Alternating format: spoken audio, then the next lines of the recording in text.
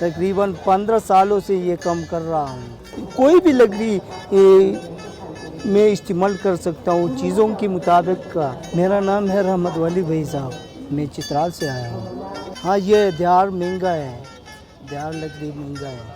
मेरे गांव वाला है ना, वो मेरे लिए लाता है ना, तो गांव वालों से ख़रीदता हूँ। इसका मुख्तलिफ डिज़ाइन उसी की तरह इसका वक़्त लगता है।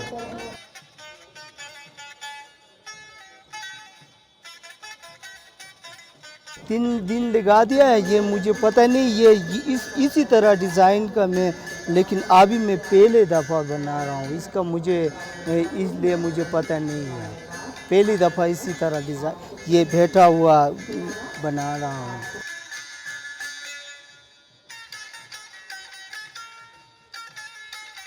पाकिस्तान में बेचता हूँ।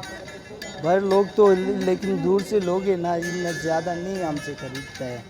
सारे हमारा पाकिस्तानी हमसे खरीदता है।